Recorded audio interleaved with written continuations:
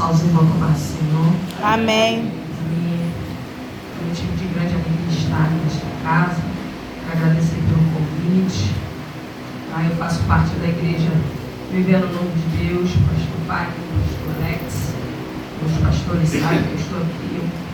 Prazer, pastor Jorge, amigo. Jogamos juntos por muito tempo, me ajudou muito. Sou grata a Deus pela sua vida, pela sua família, sou grata a Deus pela sua igreja, esses pastores. Quero deixar aqui Ezequiel 37, uma palavra muito conhecida, todos conhecem. Ele conhece o Vale dos Ossos Secos. Eu em casa, eu orando, estava estudando uma coisa e Deus falou, não é isso. E hoje pela manhã, eu já tinha estudado outra coisa. Hoje pela manhã Deus falou, é isso. E a gente tem que obedecer e fazer o que a gente quer. Aleluia. E diz, veio sobre mim a mão do Senhor. Ele me levou pelo Espírito do Senhor e me deixou no meio de um vale que estava cheio de ossos. E me fez andar ao redor dele. Eram numerosos na superfície do vale e estavam sequíssimos. Então perguntou-lhe, filho do homem, acaso poderão reviver esses ossos? Respondi, Senhor Deus, tu sabes. Só até que não, Jesus. Todos conhecem a passagem do Vale dos Ossos Secos, todos conhecem essa passagem, como todos conhecem a passagem da Bíblia. Mas você vai entender que o profeta Ezequiel estava profetizando num período muito difícil, num período onde o povo foi levado cativo, onde o povo estava preso pelo rei da Babilônia. Mas Deus é ruim? Não. Deus permitiu o povo ir para o cativeiro? Sim. Mas Deus não faz nada na nossa vida sem antes avisar. Só que Deus usou os profetas dizendo que iria castigar o povo se o povo não voltasse à adoração. Porque o povo estava vivendo um povo idólatra. Estava idolatrando outros deuses que não eram o Deus do Senhor. Não era o Senhor. O povo começou a desobedecer a Deus. E aquilo que Ezequiel pregava, aquilo que os outros profetas pregavam antes do cativeiro babilônico, eles não davam ouvidos. Só que se levantaram falsos profetas nesse meio. Só que os falsos profetas começaram a falar aquilo que agrada ao nosso coração. Eu estou errado, eu sei que eu estou errado, eu medito na palavra, mas o profeta vai levantar e vai mandar eu me consertar porque Deus vai cobrar. Aquilo eu não recebo, mas aquilo que massageia o meu ego, aquilo eu recebo. E os falsos profetas diziam que Deus não daria ao povo dele na mão de Nabucodonosor. E Nabucodonosor seria usado por Deus. Olha que profecia do inferno. E o povo acreditou nisso, porque é mais fácil a gente ouvir a voz do inimigo do que a voz de Deus. Porque geralmente a voz de Deus vai contra aquilo que a gente quer. A palavra de Deus vai contra aquilo que a nossa carne pede. E a gente tem que renunciar à nossa carne todos os dias para fazer a vontade dele. Aí depois quando Deus vem, pesa a mão, vai dizer que Deus é ruim. Não, Deus não é ruim, Deus é justo. Eu não sei qual é o Deus que esse povo está pregando. É um Deus de amor. Amém. Mas esquece que Ele é justiça. E se Ele é justiça, Ele vem com justiça. E aqui o povo é levado a cativo porque Deus avisou que faria e levou. E foi o pior cativeiro do povo de Deus, foi o cativeiro babilônico. Você vai ver lá em Salmo 126 que eles falam que estavam como os que sonham. Você vai ver em Salmos que eles cantam que penduraram a harpa no salgueiro, que eles não queriam mais cantar, eles não queriam mais louvar, porque não estavam em Jerusalém, que eles diziam como louvar, como cantar onde nós não estamos no lugar da adoração. Mas não depende do lugar que você está, depende de como você está, como você estiver. Ah, mas eu estou no meu trabalho, seu trabalho também é lugar de adoração. Ah, eu estou no meu colégio, o colégio também é lugar de adoração. Mas eles diziam que estavam longe do lugar de adoração. E ali você vai vendo que eles começam a se entristecer, porque não louvam, não adoram, não tem mais aquela alegria. E aquilo vai começando a entristecer, até que Deus chama a atenção de Ezequiel e eleva Ezequiel para um vale de ossos secos. Ezequiel foi levado em espírito. O Espírito do Senhor levou Ezequiel para o vale. Ezequiel não foi porque quis. Ezequiel foi levado pela mão do Senhor. A mão do Senhor é uma mão poderosa. Você vai ver lá em 1 Samuel que antes de Samuel terminar de entregar o holocausto, a mão do Senhor venceu os filisteus. Você vai ver que lá quando precisava a multiplicação do pão e do peixe, passaram para a mão do Senhor. E assim houve a multiplicação dos pães e do peixe. Quer um conselho? Passa esse problema para a mão dele. Passa esse problema para a mão dele, porque a mão dele resolve.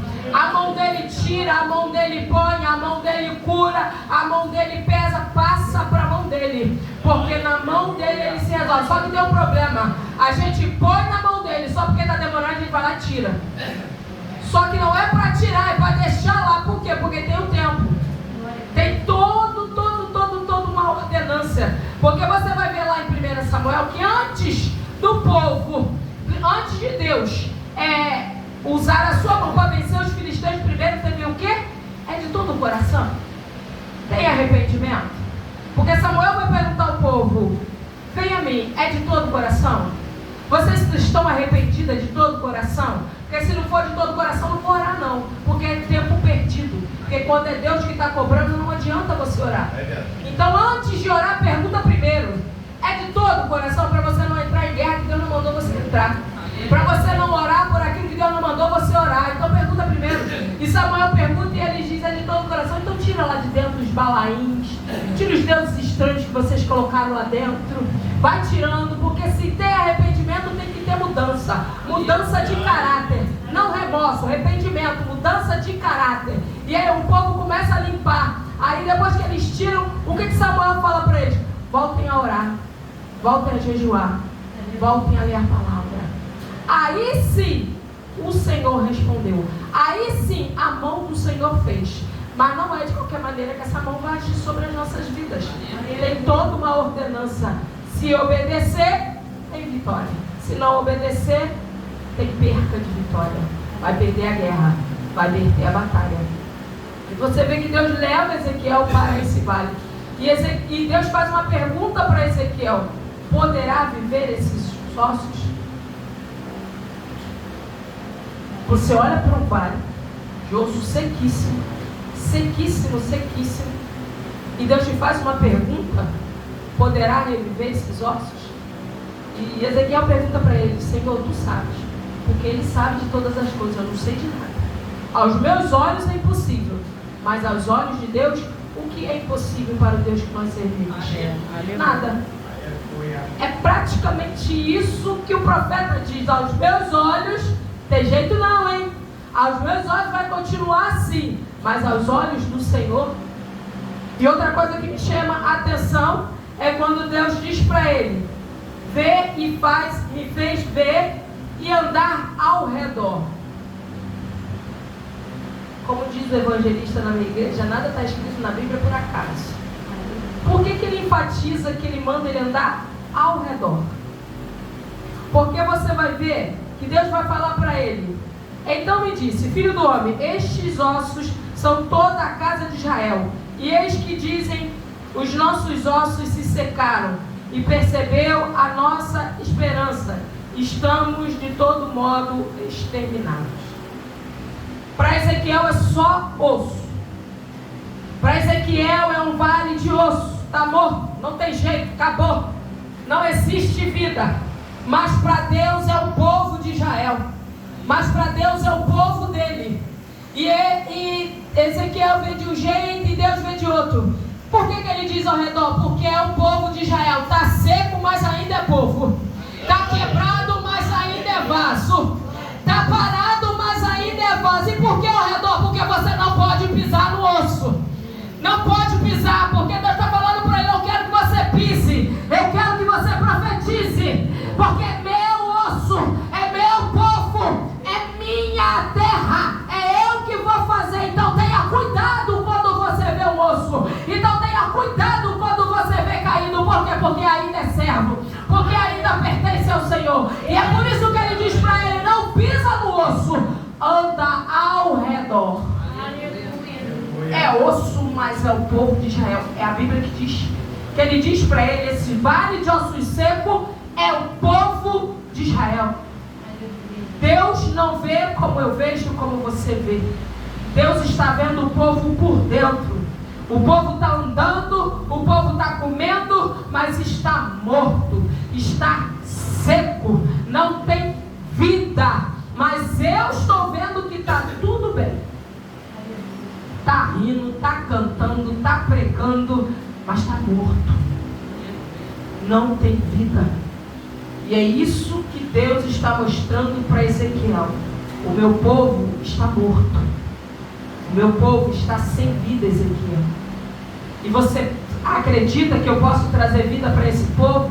Senhor, tu sabes. Mais uma ordenança de Deus, que ele diz para ele então. Ele diz, disse-me ele, profetiza a estes ossos, e diz-lhes, ossos secos, ouve a palavra do Senhor. Eu falei, Senhor, osso está morto, não vai ouvir palavra, não vai ouvir profetizar. Às vezes você está esperando o pastor, a direção profetizar na sua vida. Quando que você vai levantar, tomar posse e profetizar você? Quando que a gente vai parar de andar na dependência da oração dos outros? Quem sabe o que você está passando é você. E Deus está esperando eu e está esperando você profetizar. Senhor, aos meus olhos não tem jeito não. Mas não é sobre os meus olhos, é sobre a sua palavra. É sobre a sua palavra que eu vou profetizar. Porque a palavra diz, profetiza. E os ossos ouvirão.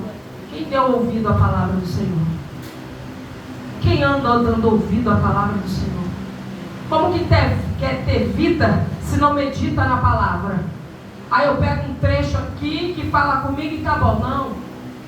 Nós temos que voltar para a palavra. Nós temos que voltar a meditar na palavra. Porque a Bíblia diz que a fé vem pelo ouvir e ouvir a palavra. Por que nós estamos andando muitos sem fé e muitos mortos por aí? Porque não queremos mais dar ouvidos à palavra. Queremos muito ouvir louvores. Louvores é bom porque louvores traz a presença para o ambiente. Mas o que liberta é a palavra. Mas o que cura é a palavra. Mas o que traz vida é a palavra. E isso é que não estão querendo ouvir. Você quer continuar a ter vida? Vai ler a palavra e vai orar. Aleluia. Só que falou em oração e palavra. Ah, Jesus. Aí ficou estreito. Bota o culto de oração. Olha na minha igreja. Vou dar um exemplo da minha igreja. Eu sou líder do grupo de intercessão pela misericórdia do Senhor. Em janeiro desse ano, Deus falou para mim, vamos começar a oração com o grupo de intercessão, toda sexta-feira, orando no altar da igreja. Então passamos o mês de janeiro todos indo para a igreja, grupo de intercessão. Grupo de intercessão, se não me engano, são 9 mulheres. Nem todas foram. Eu entendo o trabalho, indo para aí. Mas aquelas que puderam estavam lá. Aí quando terminou janeiro, uma das missionárias chegou para mim e falou assim, a irmã que é líder junto comigo, Deus me deu até o final do ano. Falei, amém, nós vamos até o final do ano. Fechamos sexta-feira passada. Aí começamos a orar e o meu pastor falou assim, joga no grupo da igreja, tia. Acorda esse povo, vai orar. Porque essa irmã está carregando a igreja nas costas. Vocês estão aqui orando enquanto o povo está dormindo. Bota no grupo. Pergunta quem foi. Pergunta quem foi. Joguei lá no grupo. Gente, a intercessão vai estar orando na igreja sexta-feira até o final do ano. Começamos com 4. Não, começamos com 6, se eu não me engano. Terminamos com 4. E sempre as mesmas pessoas. Sempre as mesmas pessoas. Não vinha ninguém, veio alguém de fora de outra igreja, orou com a gente, mas não prevaleceu, não teve perseverança. Aí meu pastor colocou culto de palavra, estudo da palavra. Começamos bem. O final ficou 3. Aí colocamos assim, hoje vai ter uma festividade e vem fulano, vem ciclano, minto, perdão. Ministério de Louvor, aniversário do Ministério de Louvor. Um ano, primeiro ano que eles fizeram fizeram a festa do aniversário de louvor. Então, isso é de louvor, né, gente? Era louvor, né? Lotou a igreja. Meu pastor falou assim: aí, tia, quer benção. Aí, o povo quer vitória, mas não quer orar e não quer ler Bíblia. Vai continuar morto. Se você não orar, se você não ler Bíblia, se você não jejuar, vai continuar morto. Porque aqui diz que ele profetizou segundo a palavra. Sem palavra vai continuar morto. E você vai ver que ele diz: então profetizei segundo me fora ordenado. Deus não pediu, Deus ordenou. Porque profeta não se manda. Profeta tem que seguir debaixo de uma ordenância. E se não obedece, sabe que o castigo para profeta é pior do que para ele. Profeta é tudo diferente. Então ele diz: como ordenado, enquanto eu profetizava, houve ruído, um barulho de ossos que batiam contra ossos, e se juntaram cada um ao seu osso. Olhei, e eis que havia tendões sobre eles, e cresceram as carnes, e se estendeu a pele sobre eles, mas não havia neles espírito. Então ele me disse: profetiza ao espírito. Profetizei, ó filho do homem, e disse-me: assim diz o Senhor Deus: vem dos quatro ventos o Espírito e assopra sobre estes mortos, para que vivam. Profetizei como ele me ordenara, e o Espírito entrou neles, e viveram e se puseram em pé, um exército sobre, de modo numeroso. Duas coisas que me chamou a atenção. Primeiro, que ele profetiza. Enquanto ele profetiza, ouve-se um ruído. Imagina o barulho que deu naquele lugar. Osso se encontrando com o seu osso. Eu imagino que o osso da minha perna deveria estar lá, e o osso do meu braço lá. Mas quando houve o ruído, porque tinha uma ordenança, eu não sei o que eles arrumaram, mas eles ouviram a voz e Deus deu ordem: osso, vai cada um para o seu lugar. E os ossos obedeceram e se juntaram, porque Deus não é Deus de confusão, Deus não é Deus de bagunça. Deus faz tudo direitinho no seu devido lugar. E não teve a perna de um no braço do outro, não. Cada osso no seu osso, cada lugar no seu lugar. E você vai ver que veio pele, veio carne, veio nervo. Mesmo assim eles não estavam de pé. Mesmo assim eles continuaram caídos.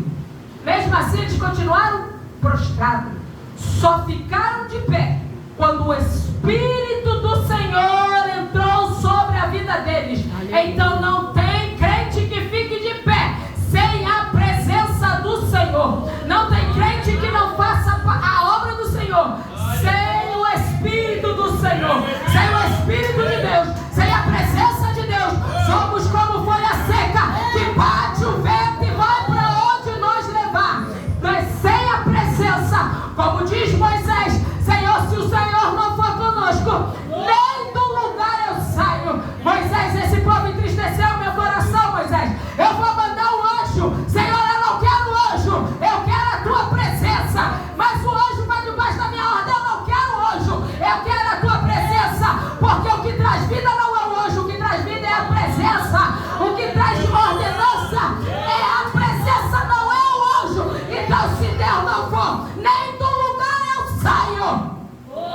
Porque eu vou ser presa fácil para o adversário da minha alma. Enquanto o Espírito não entrou, não ficaram de pé. É por isso que tem muita gente caído. Por quê? Porque não quer buscar o Espírito, não quer voltar a profetizar. Senhor, hoje eu estou assim, mas amanhã eu creio que eu estou de pé. São orações sinceras que precisamos fazer com o Senhor. Por que o Senhor pegou Ezequiel e deu essa visão para Ezequiel? Para que Ezequiel levasse para o povo uma profecia de esperança. Era porque o povo precisava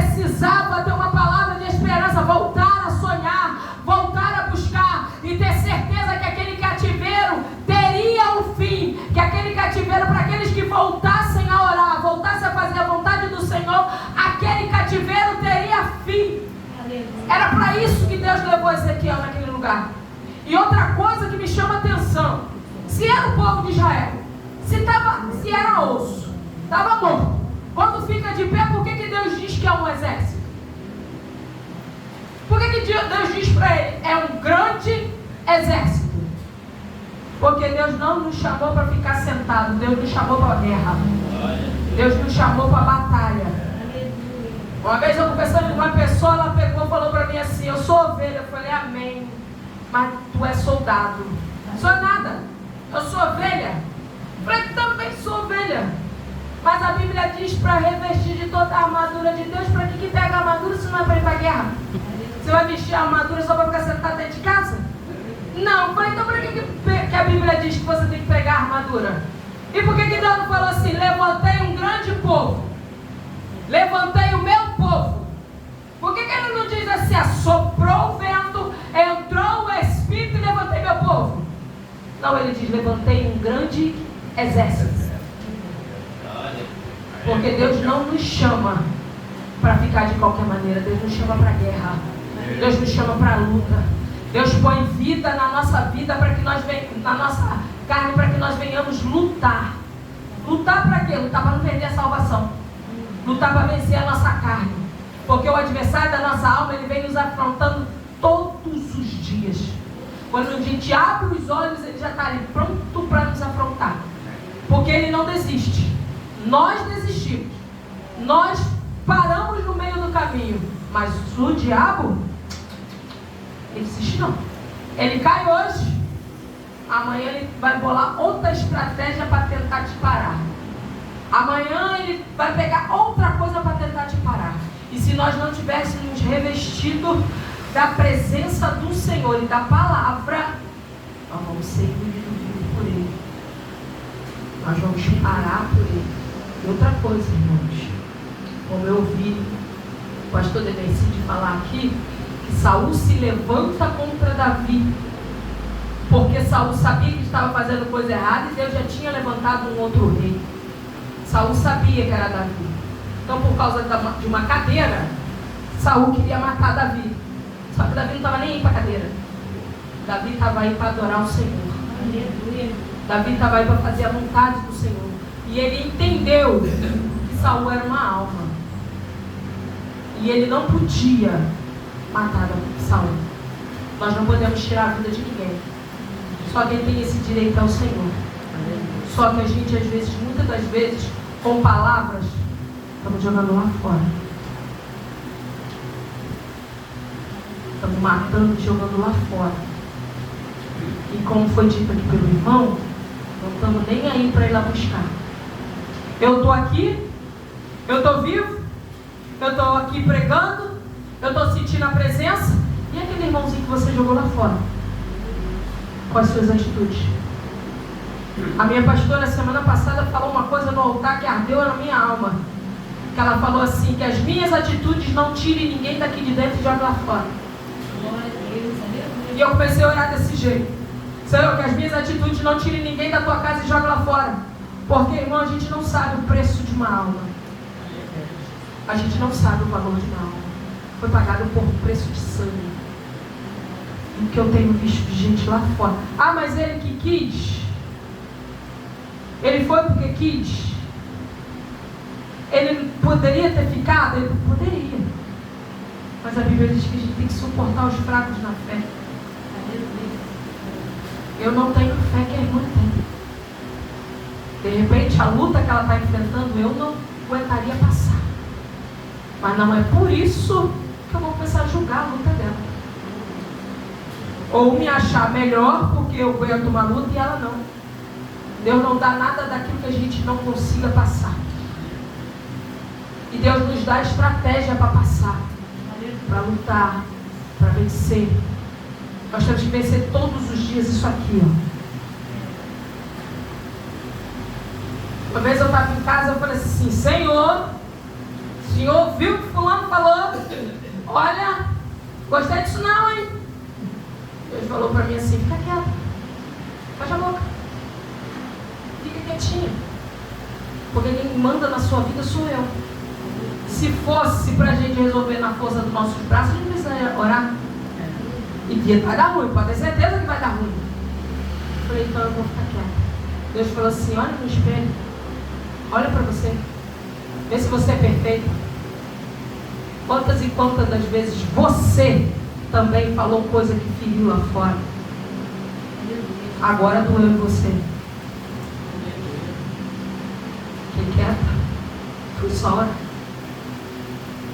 Esse povo aqui, ele foi cativo por desobedecer a Deus, porque deixaram de entregar adoração ao Senhor, deixaram de obedecer ao Senhor. Não adianta eu subir monte, não adianta eu jejuar, não adianta eu orar, não adianta nada disso se eu não obedecer ao Senhor, se eu não obedecer o que está aqui. Isso é sacrifício de tolo. Senhor, no teu nome eu preguei, no teu nome eu estou nesse tempo. Afasta de mim porque eu não te conheço. Eu conversando com uma jovem na igreja, eu falei para ela assim, você lê Bíblia? Ah, é muito chato. Eu não entendo nada. Começa a me dar sono. Ah, não. Falei, o pastor já botou um grupo lá, porque se você tiver dúvida, você joga lá no grupo e ele tira suas dúvidas. Falei, quanto tempo você ora? Ah, tia, acho que uns 2 minutos. Eu não sei orar igual a senhora. Falei, não quero que você ore igual a mim. Quero que você ore como Deus te chamou para orar. Falei, você conhece o Deus que você serve? Conheço. Como se você não fala com ele? Como que você não lê as escrituras dele? Você vem falar para mim que conhece? Esse povo conhecia, porque eles só chamavam o povo de Deus. Então eles estavam na desobediência. O meu povo perece por falta de conhecimento. Eles conheciam, mas escolheram fazer errado. Porque às vezes a gente fala, mas Deus é ruim. Não, é as suas escolhas. Deus falou, Deus usou o profeta, falou, eu vou fazer, volta a orar, tira esses deuses daí, eu não estou gostando. E levava o profeta e falava com outro profeta, e o povo não dava ouvido ao profeta, queria até matar o profeta se necessário fosse, para o profeta não falar, porque não queria ouvir, porque sabia da verdade, porque não quer ouvir a verdade. Aí quando Nabucodonosor vem, toma a cidade, leva todo mundo cativo, aí começa a chorar. Glória a Deus por isso. Porque muitas das vezes Deus te bota em alguma... Eu boto você em algumas situações para que você volte a orar. Meu filho no altar, semana passada, falou assim, eu orando 3 horas da manhã, eu fiz uma pergunta para Deus, mas eu não queria ouvir, porque eu sabia a resposta. Mas mesmo assim Deus respondeu. O que Deus respondeu para ele? Estou com saudade. Ah, meu filho está na igreja todos os dias. Meu filho toca, meu filho prega, meu filho é presbítero. Está na igreja todo dia. Sabe o que Deus falou para ele? Estou com saudade. Saudade? Você está todo dia na igreja? Saudade da intimidade que eu tinha com você e não tenho mais. Saudade do tempo que você separava para ler a minha palavra e não faz mais. Saudade daquele tempo que você se trancava no seu quarto e ali você falava comigo. Saudade. Sabe o que Deus está requerendo de nós? Que voltamos a fazer aquilo que fazíamos antes. Deus está com saudade de que do nosso tempo com Ele, nosso momento de oração com Ele. Às vezes a gente dobra o joelho, Senhor, eu quero, tá bom, obrigado, vamos lá. Aí quando Jesus fala assim, você já foi embora. Nem esperou ele ouvir, nem esperou para ouvir o que ele ia falar. Só pediu, Senhor, perdoa meus pecados, muito obrigado, Senhor, eu quero, Senhor, eu quero, Senhor, eu quero, Senhor, eu quero, Senhor. Essa é a minha oração que eu faço em nome de Jesus, amém, tchau. Aí Jesus fala assim, ué, nem respondi e já foi embora. Nem abriu a Bíblia para dizer se ele vai, terminei de orar, vou ler aqui a Bíblia para ver o que o Senhor vai me dizer aqui atrás da Bíblia. Não, já foi embora. E quer resposta? E quer resposta? Se você nem ouviu, nem deu tempo de falar. É igual eu começar a conversar com a irmã aqui, irmã, olha, eu sou assim, assim. Já não estou com pressa. Será que ela tinha alguma coisa para me falar e eu não dei oportunidade para ela falar? Será que eu estava tão apressada que Será que nós estamos dando oportunidade para Deus falar ou só estamos pedindo? Sabe por quê? Porque a gente sabe a resposta. Porque a gente sabe o que Ele vai falar. E muitas das vezes a gente não quer ouvir o que Ele vai falar. Porque vai tocar aqui, vai mexer aqui. A gente vai ter que deixar de fazer o que a gente está fazendo. A gente vai ter que tirar de dentro de casa aquilo que a gente levou. Não foi Ele que levou, então o que a gente quer? Não quer ouvir. O povo foi cativo porque não deu crédito à profecia. Não deu crédito à palavra de Deus. Quem deu crédito à nossa pregação? Só que Deus é tão misericordioso que quando o povo volta a orar, quando Deus vê que o povo já está, nem todos, tá? Nem todos se arrependeram no cativeiro babilônico, não. Muitos se envolveram lá com a Babilônia e ficaram por lá mesmo. Mas aqueles que tinham o desejo de voltar para Jerusalém, eles se arrependeram, e por causa do arrependimento desses é que Deus levanta Ezequiel e fala. Você vai ver que Deus levantou vários profetas dentro desse cativeiro babilônico. Muita pessoa foi levada cativa, mas não foi eles que pecaram. Mas por causa da desobediência de um, afetou todo mundo. Não é assim quando a gente está em grupo, quando vamos colocar na igreja. Quando um está descampando para o outro lado, não afeta a igreja toda, não afeta o culto, não afeta o grupo, não afeta tudo. Aí você tem que olhar, pensar. Aí aquele que é inocente acaba pagando porque está junto. Então Deus leva o povo cativo, mas leva justos cativos também. E lá dentro Ele levanta os profetas para trazer o povo à esperança, para levar o povo de novo a orar. É o que Deus está fazendo nos dias de hoje. Aquele que está morto, volte a ouvir a palavra do Senhor, que Ele pode trazer vida. Ele pode trazer vida novamente. Nós estamos buscando o avivamento na igreja. Por que tem tanto avivamento na igreja? Porque tem tanto crente morto. Porque Deus só aviva aquilo que tinha vida. Aviva, Senhor.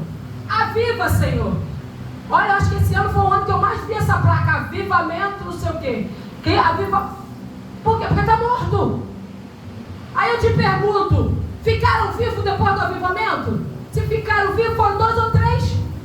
Uma irmã foi pregar na minha igreja, eu fiquei abismado com o cara falar, falei a verdade. É tanto culto de cura da alma, é tanto culto de cura da alma, e você vai lá, a pessoa está do mesmo jeito. É 3 cultos a mesma, a pessoa está lá do mesmo jeito. Você não vai ser curado, eu não vou ser curado, se não permitir ser curado. E faz, a pessoa vai lá, e ora, e busca, e sobe, morte, a pessoa chega, chora, vai embora do mesmo jeito, porque não se permite ser curado. Se você pegar, começar a curar uma ferida, aquilo vai arder, aquilo vai doer. Para fechar aquela ferida vai ter que doer, vai ter que mexer. Às vezes vai ter que limpar, enfiar alguma coisa lá, limpar, tirar a sujeira que está dentro da ferida. Vai lá, limpa a ferida toda. Ah, isso vai doer, quero não. E como é que quer ser curado, gente? Se não permite ser curado, vai doer, mas vai dar bom. Vai doer uma vez só e não vai doer mais, vai virar cicatriz. Vai virar cicatriz. Você vai olhar a cicatriz que eu tenho e vai dizer, o Senhor me curou isso aqui. Por que fizer cicatriz? Para me lembrar que quando eu permiti, o Senhor me curou. Ah, vamos ter avivamento. Vamos ter avivamento. Você vai ver lá em Joel como foi que teve o avivamento. Aí Deus dá uma regra toda. Aí depois, você vai ler lá em Joel que está escrito assim: depois derramarei o meu espírito. Tem toda uma regra para poder ter avivamento. Está lá em Joel: depois derramarei o meu espírito sobre toda a carne. Na minha igreja teve essa campanha: enchei-vos, seja cheios do espírito. Você acha que foi? Você acha que foi? Vem pra frente para ser batizado de Espírito Santo. Você quer ser batizado de Espírito Santo? Vem pra frente. Foi só paulada. Foi só paulada. O pastor falou: primeiro vocês têm que se consertar para depois ser cheio. Primeiro vocês têm que se limpar para depois ser cheio. Quanto jejum você fez pela semana para chegar aqui? Nem o ministério está orando, o ministério está jejuando. Você está fazendo o que para ser batizado? Para ser cheio? Está cheio de sentimento ruim? Está cheio de coisa que Deus não mandou? Está tomando conta, espaço do que não é para tomar? E quero ser cheio, sem se esvaziar de si próprio. O orgulho está aqui, ó. Quer ser cheio do Espírito? Vai não. Vai não. Para ser cheio tem que descer. Para ver Deus operar tem que descer. E foi o que o povo fez. O que Ezequiel trouxe para o povo? Volte a sonhar. Volte a sonhar. Quando a gente coloca a nossa vida em ordem, quando a gente começa a voltar a adorar o Senhor, quando a gente começa a meditar na palavra e ver que nada é impossível para Deus, e a gente guarda isso, quando a gente lê a palavra e vê que Deus fala assim, profetiza. Ele quer ver a sua fé e a minha fé, profetiza. E a gente começa a guardar essa palavra, começa a fazer essa palavra, você começa a sonhar. Eu não sei o que aconteceu durante o ano de 2024. Se você pegou seu sonho, enfiou na gaveta, volte a sonhar. Tire os sonhos da gaveta. Projete os seus sonhos para 2025. Apresente ao Senhor. Se for da vontade dele, vai realizar. Se não for, me desculpa, pai, não, muda de sonho. É melhor obedecer do que sacrificar. Volte a sonhar. Volte a orar. Volte a acreditar. Volte a ter fé. No meio da caminhada se levanta tanta coisa. Como foi falado aqui, a retrospectiva de 2024. Teve luta, não teve? Teve choro, não teve? Teve guerra, não teve? Teve vontade de desistir e falar, Senhor, eu estou cansado. Senhor, eu estou a fim de parar, estou a fim de desistir. Se o Senhor não for comigo, não teve. Não teve essa vontade de parar. Isso é normal, gente. A gente é carne. A gente somos seres humanos. Estou falando com seres humanos. Quem falar para mim que levou... Ah, pelo amor de Deus, hein? Nós somos seres humanos. E a hora que você levanta, olha para a batalha e vai dizer, Senhor, que vontade de parar. Que vontade de desistir. Que vontade de sentar aqui e ficar aqui e daqui não sair. Mas você chegou. Em meio à guerra, em meio à luta, em meio a desânimo, em meio à vontade de parar, em meio à vontade de desistir, você não desistiu. Você chegou. Você está na última consagração de 2024. E tem outras pessoas que chegaram, mas estão no trabalho, não pode estar. Chegou. Chegou sozinha? Chegou com o Espírito Santo. Aleluia. Quem te sustentou? O Senhor.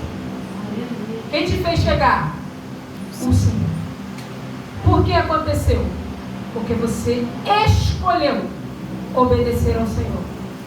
Em meio ao vale, em meio ao furacão, em meio à dificuldade, eu escolhi confiar no Senhor. E chegamos no final de 2024. Então, conselho para 2025. A única coisa que eu tenho para falar para todos nós que eu vou levar: obedeça. Obedeça. Obedeça ao que Deus está mandando você fazer. Obedeça às Escrituras. E tudo te irá bem. E outra coisa que eu vou levar para 2025. Senhor, não me deixe ser enganado pelo meu adversário. Abre a minha visão espiritual e dá-me discernimento de espírito. Porque eu tenho se levantado de espírito para poder nos confundir. Misericórdia. Profetas que dizem, como foi falado aqui, como os profetas aqui profetizaram, que Nabucodonosor seria usado por Deus para ajudar Jerusalém. Vai acontecer. Estamos chegando no fim dos tempos. Jesus está vindo buscar a sua noiva, lavada e remida no sangue. Estando eu ou você pronta, ele vem.